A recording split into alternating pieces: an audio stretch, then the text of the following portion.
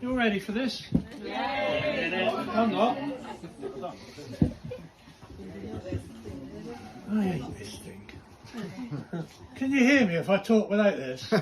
Shut up! Fine. I don't like it. It's... I'll use it. When you're smiling. Well, thanks a lot for all of you for coming along today. We finally got here after all this cock up over the last year and a half. Sorry, microphone. After the last year and a half. It's been a bit of a dodgy year, but the numbers have greatly reduced from what we were hoping for. It now falls on my duty to perform a toast. So,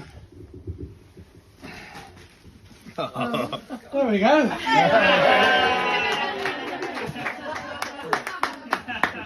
I hope that go down well. It's still in date if anybody does want toast. Please.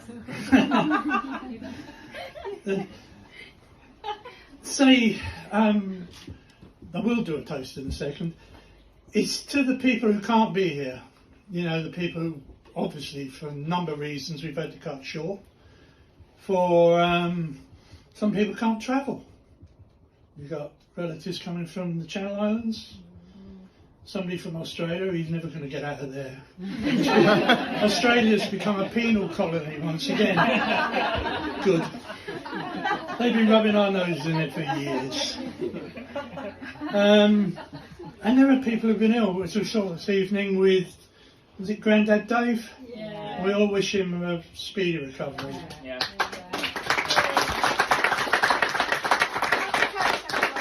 So, if you raise your glasses, I don't drink, this is appetiser, and I'm sorry if I got the shakes. I'm diabetic and we missed out on an early eat, so my shakes have stopped it. So, for absent friends, relatives and everything else, cheers. Yes. I wish it was champagne at the moment. I'd like to welcome Harry to the family.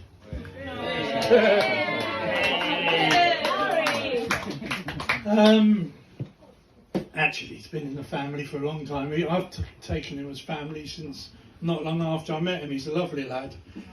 I've been told to say that, and he's going to give me a 10. No, but he's great. He fits in well. Sits under the cupboard.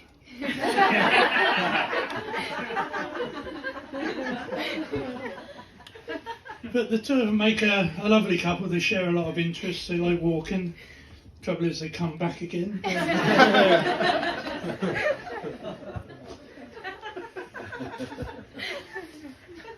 And Alexis, got to talk about my daughter.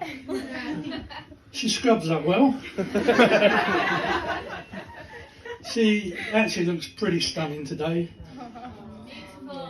She always looks good anyway, I've got to say that. And that gorgeous red hair of hers. Oh, where does that come from? Well, it comes from her mum and me. Because her mum is Irish, well, Irish descent. I'm Scottish descent. So you've got a slight temperament error here. So she's great. She's loving, kind and everything. But if you upset her, keep her away from cudgels and daggers and swords.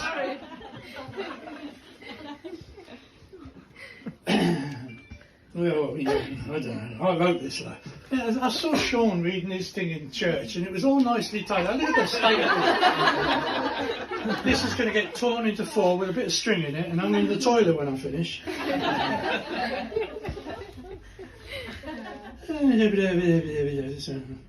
Right. Done that bit. Right, we're going to turn over the page now. Yeah, I've only got one daughter, a million sons. I get a guilty feeling when I walk past children's homes.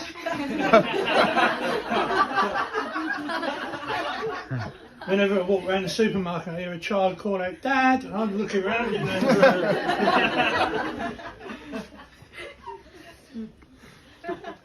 I don't know why I'm reading on this. I've got my glasses here, I don't know why, I still can't see it because I can't write very well. Yeah, it was a really proud day for me. So she's the only daughter. I had to give her away. I wanted to sell her. Nice Arab sheikh would give me £1 million for it.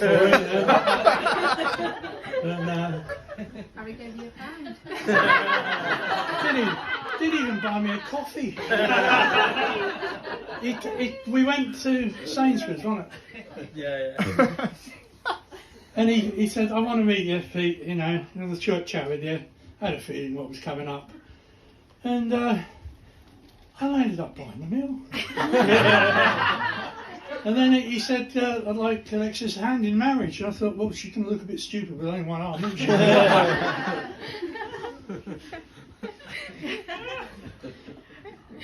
But Alexis didn't grow up as a normal girl. Well, she is a normal girl, don't get me wrong. Well, that's to be debated anyway, but I live in the countryside. So she landed up climbing and falling out of trees and things like that. But me and her mum shared her half each, cut down the middle. But she stayed with her mum half a week, stay with me half a week.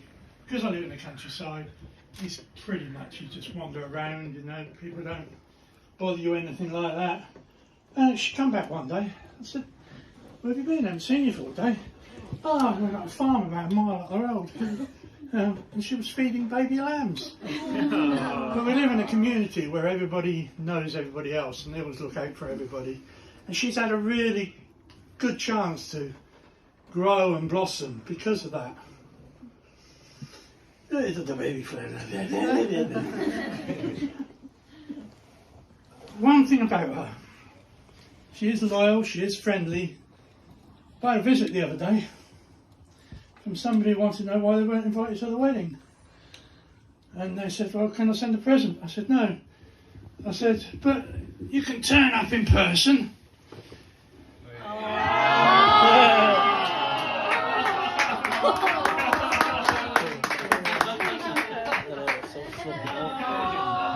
So now you can't trust your husband because he smuggled him out of the house.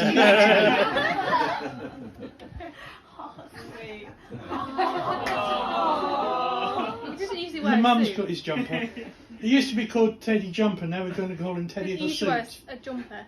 I say jumper. You like? Oh, yeah. It's got a red bow tie, it's got a red flower. It's a picture. This one's a Christmas. Yeah. Watch out, that flower is on her pin, so you don't... Oh. I was going to say it, but couldn't get round to it.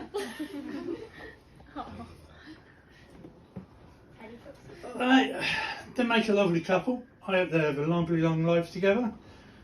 I hope so, because in a few years' time I'm going to want somewhere to doss. So. I've looked after her all her life, she can start looking after me. Yeah, I think they're great. So let's have a toast to the bride and groom. I've got to do 2 toasts in mine, according to the etiquette of the wedding book. Right. The happy couple. Yeah. Happy couple. And to end, I'm sorry if I've nicked anybody else's part of their speech, because I've said something that they were going to say, but I was first up. I'm the oldest, so I can get away with it. Thank you.